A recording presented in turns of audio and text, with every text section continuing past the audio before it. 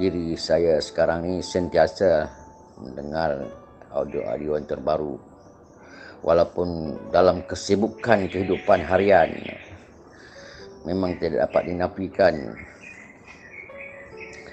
Dalam perkara ini, ya, saya pada mulanya, kenapa saya dibuang, kenapa saya diblok, saya menjadi tanda tanya dan memikir-mikir. Ini pasti ada sesuatu perkara ni. Dalam mencari,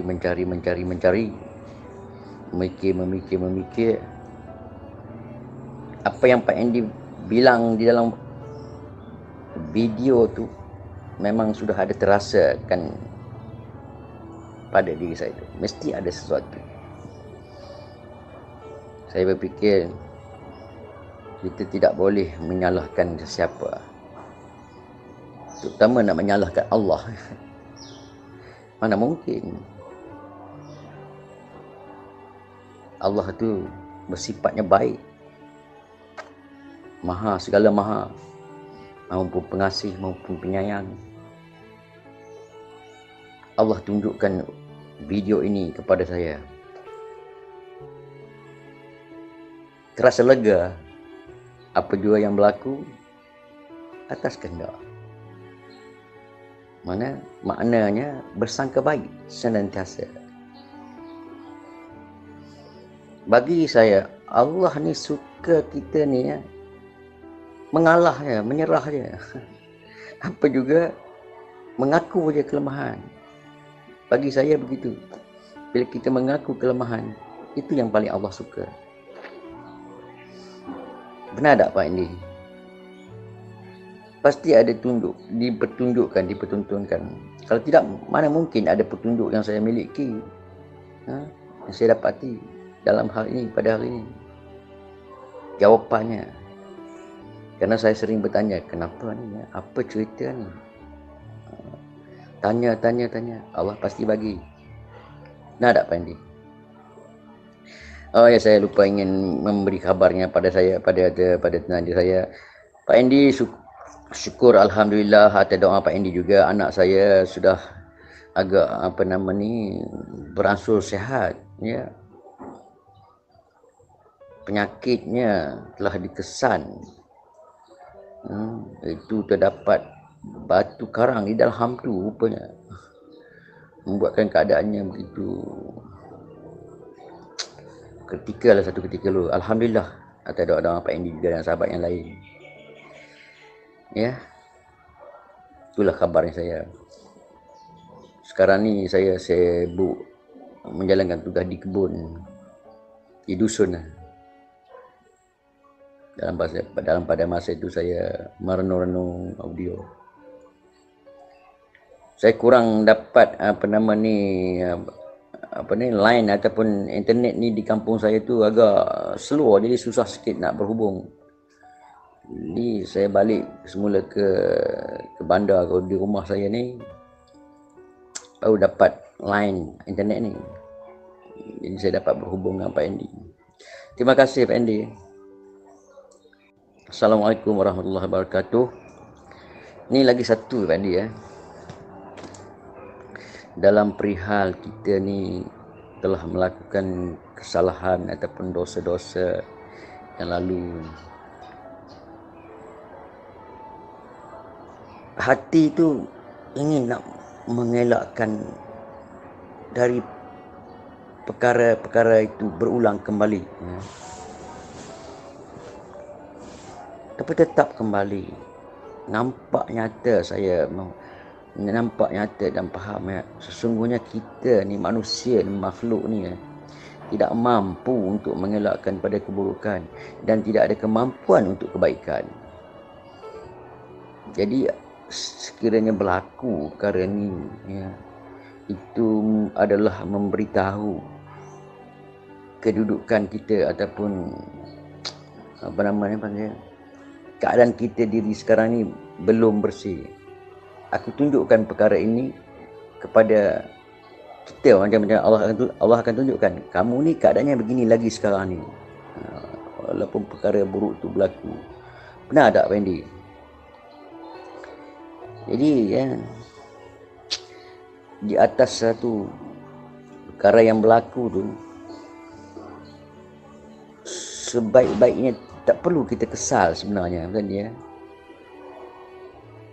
Kalau saya merasakan kesal, di sini sudah menunjukkan kita ni tidak ada keyakinan akan Allah Taala itu Maha Pengampun, Maha Mengampun ya. Benarkah Pak Endi begitu? Apa yang saya alami sekarang ini? Ya Pak Endi. Syukur alhamdulillah kerana saya masih lagi dapat berhubung dengan Pak Endi. Saya rasanya kalau ada masa, kalau ada ruang, saya nak jumpa dengan Pak Endi ni face to face, orang putih cakap. Tapi jauh, saya tak pandai nak pergi ke sana ni. Okey Pak Endi ya, terima kasih atas pencerahan dari Pak Endi. Assalamualaikum warahmatullahi wabarakatuh. Waalaikumsalam warahmatullahi wabarakatuh. Alhamdulillah Pak Cik Harun. Kalau sehat-sehat, alhamdulillah lah. Ya, alhamdulillah itu ditunjukkan Allah video saya dapat jawaban. Berarti kan Allah tuh sayang sama kita kan. Kalau kita nak pahami makna Allah sayang ini memang luas ya. Cuman banyak kita tak nampak kasih sayang Allah tuh ya. Awalnya kita berontak, awalnya kita bingung, awalnya kita tak menerima. Akhirnya Allah ajarkan, kau menerima saja ya. Kau terima saja, kau berserah saja, itu mauku. Ya, memang kalau kita masih belum menyatu dengan maunya Allah ya pahit hidup ini kan. Ini susah, itu susah, semua susah. Tapi kalau kita menerima, insya Allah tenang hidup kita ya. Dan alhamdulillah juga anak Pak Cik sudah sembuh ya, sudah ada baikan. Itu juga bentuk kasih sayang Allah itu ya. Sayang Allah sama Pak Cik ya tak. Dahulu kita mengeluh, kita mengadu, kita ketakutan. Sekarang Allah kasihkan kita kelapangan hati ya. Itu bukti kasih sayang Dia. Memang benar kalau kita mau kaji-kaji lagi, Allah Maha benar, Allah Maha baik, Allah tak pernah salah ya. Itulah makna hakikatnya subhanallah, Maha suci Allah. Kalau dikatakan Allah itu Maha suci, tak ada salah, tak ada noda ya. Apa kehendaknya, apa maunya, apa perbuatannya ya benar semua. Cuman kita saja manusia ini tak bisa baca ya. Lalu selanjutnya Pak Cik cakap, saya sudah tahu salah Bang Andi, kenapa saya tak bisa lawan, kenapa saya tak bisa menghindari, masih juga saya buat salah, masih juga saya buat dosa ya. Sebenarnya kita memang hati kecil itu menangis, ya Allah aku sudah tahu ini salah tapi aku tak bisa melawan. Seharusnya kita ambil pelajaran. Apa pelajaran yang bisa kita tangkap? Bahwa sejatinya Allah itu memperkenalkan nafsu. Macam mana kita nak kenal nafsu kalau kita tuh belum bisa membaca nafsu, belum bisa membaca nafsu, belum bisa melihat nafsu, belum bisa menyaksikan nafsu ya, belum bisa mengenali nafsu. Macam mana kita nak melawan nafsu? Nah, di situ awalnya perkenalan dulu, dikenalkan oleh Allah. Contoh-contoh Allah memperkenalkan nafsu adalah ketika nafsu itu muncul, kita tak nyaman. Kita tak nyaman, tak tenang, kita merasa bersalah. Apalagi kita hati kecil kita menangis. Ya Allah, kok berulang-ulang aku lakukan dosa. Aku tahu ini salah ya Allah, tapi aku tak sanggup nak melawan. Nah, disitulah Allah kenalkan ya. Oh, sudah kenal kita nafsu ya kan. Jadi makna mengenali diri itu bukan diri jiwa saja, bukan nafsu saja yang harus kita kenali di diri kita. Nafsu juga bagian daripada diri. Kenali sebenar-benarnya kenal, ya, mana perintah nafsu, mana ajakan nafsu, mana ajakan Allah, perintah Allah. Itu kita harus bisa membaca kedua itu, ya. Jadi di situ pembuktian. Sekelas Nabi Yusuf saja tak mampu melawan dosa, tak mampu melawan nafsu. Ayatnya jelas di Al-Quran. Sejatinya sesungguhnya nafsu itu selalu mengajak kepada keburukan. Aku pun tak lepas daripada kesalahan, katanya. Sesungguhnya nafsu itu selalu mengajak kepada keburukan, kecuali nafsu yang dirahmati Allah. Nah, tuh yang dirahmati itu harus kita pahami. Maknanya nafsu yang dirahmati adalah nafsu yang dilemahkan. Ketika nafsu itu ditundukkan oleh Allah, dilemahkan oleh Allah, barulah kita bisa melawan nafsu. Jadi kalau ada orang bisa baik, orang bisa suci, orang bisa bersih, jangan kita anggap dia mampu, ya. Tak ada di dunia ini orang suci. Kalaupun kita taat ibadah, kita bisa meninggalkan dosa, kita bisa meninggalkan keji dan mungkar, sejatinya karena nafsu itu dirahmati Allah. Barulah kita cenderung pada kebaikan, ya. Jadi kalau orang yang sudah kenal hakikat nafsu, tak beranilah dia nak sombong, ya. Apa pula kita nak unjuk gigi, kita nak tampakkan diri kita ini alim, kita ini bersih, kita ini suci, tak adalah, ya. Itu bagi orang yang paham, bagi orang yang kenal. Tapi kenapa banyak orang yang ketika dia sudah suci merasa paling suci, paling bersih. Kalau dia lihat orang masih buat dosa, dia benci, dia merasa hina, dia melihat dengan sebelah mata. Karena apa? Dia merasa dialah yang bisa bersih, ya. Berarti orang itu belum mengenal nafsunya, ya. Malu kita kalau seandainya kita paham ini hakikat nafsu ini, malu. Aku bersih pun karena Allah rahmati nafsuku, bukan karena mampuku, ya. Jadi kalau masih ada orang yang masih berbuat dosa berulang-ulang, itu sejatinya orang tersebut belum dirahmati nafsunya, ya. Jadi kita nih ada peran Allah lah semuanya, ya. Ada orang jahat, ada orang baik, semua itu ada peran Allah, ada rahasia Allah. Jangan kita anggap memang aku yang mampu baik, tak boleh. Baik pun tak mampu kita kalau nafsu tidak dirahmati, ya. Jadi dikenali nafsu itu, kenali, saksikan, lihat. Ibaratnya kita tonton, ya, ajakan-ajakannya, saksikan, sadari. Oh, macam ini dia mengajakku, ya kan? Oh, seperti ini dorongannya. Nah, kalau kita sudah kenal, apa yang harus kita lakukan? Jangan kita lawan nafsu kita, tak akan mampu. Banyak orang dia lawan, ya. Seharusnya kita contoh Nabi Yusuf. Dia akui, ya. Disitulah dia tuh zero, dia akui.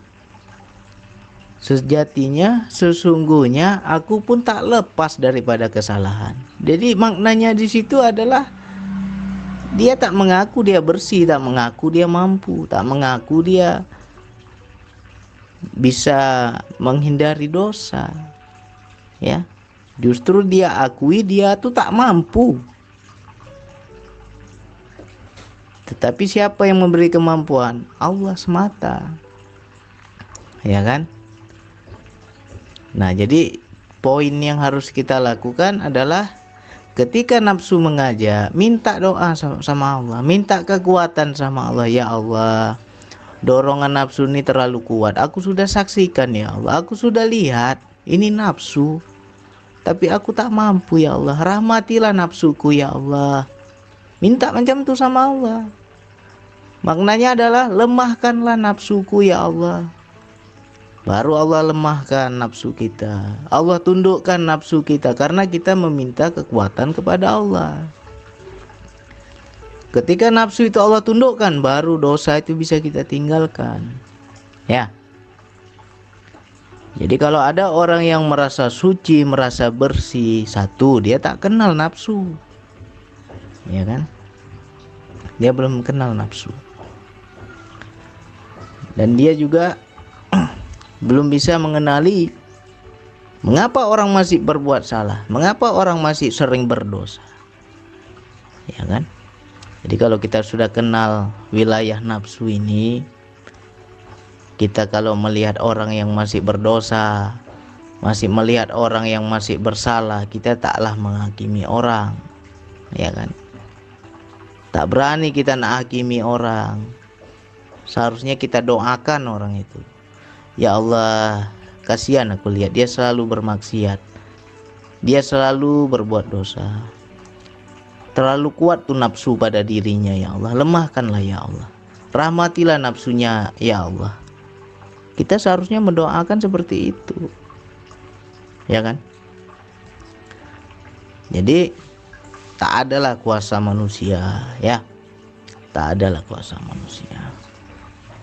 Ada bang, yang paling mulia bang, Rasulullah, Nabi Muhammad. Nabi Muhammad pun itu karena apa? Spesial. Karena Allah.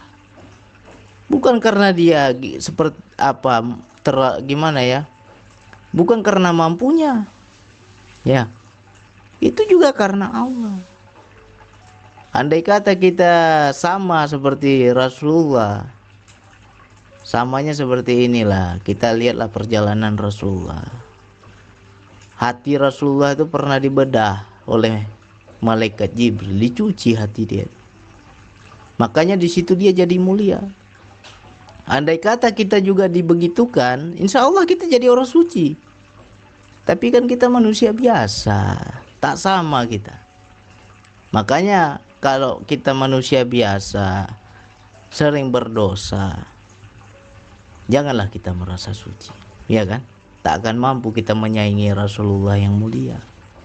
Ya, di situ juga kalau kita ngomong hakikat, ya beliau juga bukan karena mampu beliau, ya kan? Lalu apa? Kenapa bisa mulia? Ya beliau juga selalu didampingi oleh malaikat Jibril, ya kan? Jadi cepat ketika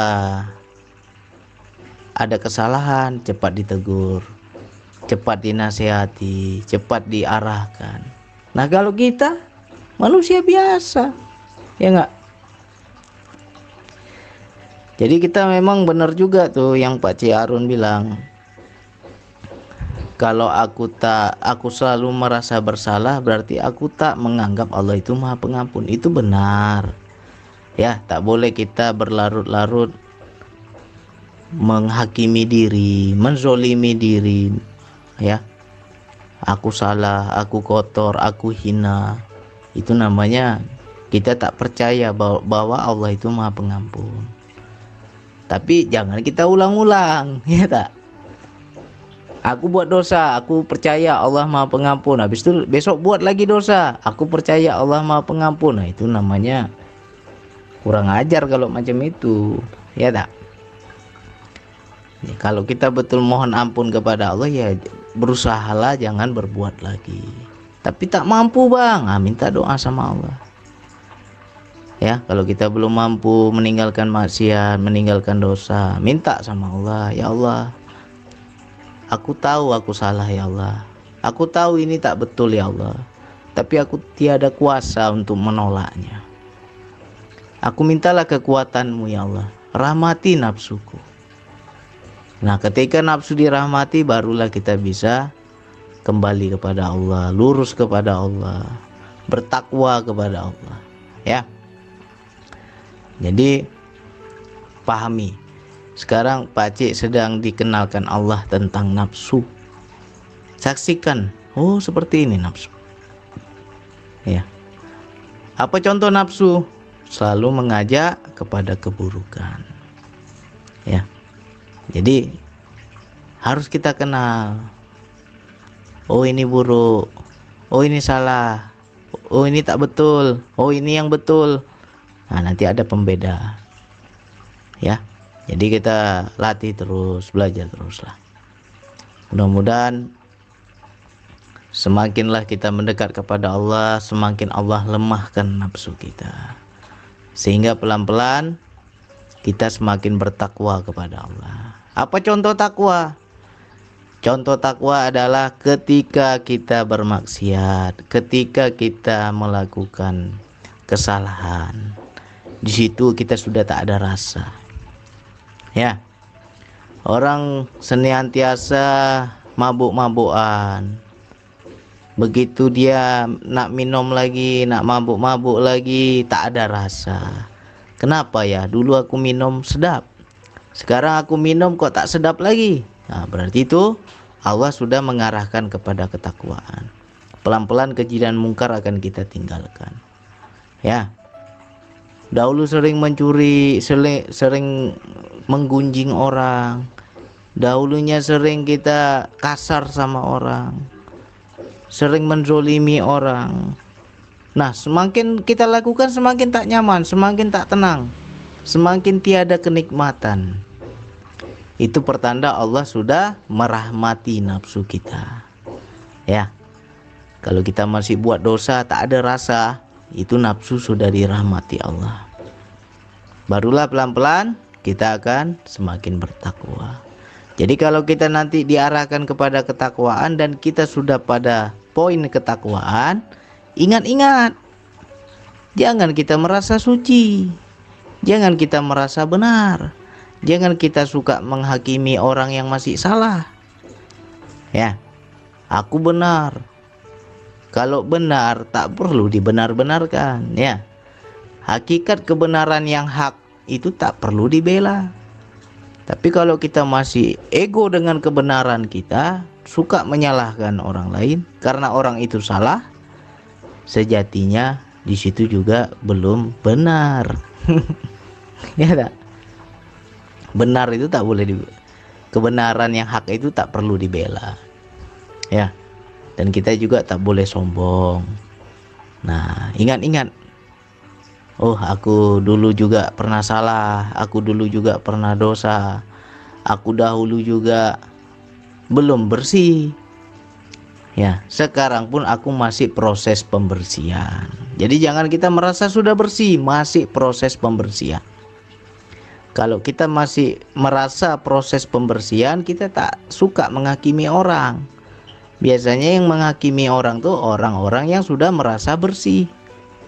Kau salah, kau salah, kau salah, kau salah. Aku terus yang benar, aku terus yang bersih. Ya. Jadi ya sama-sama lah belajar. Itu aja satu poinnya. Ketika nafsu mengajak pada keburukan, minta sama Allah. Ya Allah, rahmatilah nafsuku ya Allah. Aku tak ada kuasa untuk menolaknya ya Allah. Tak ada kuasa untuk melawannya ya Allah. Ya. Jadi kalau kita paham macam itu ya semua Allah.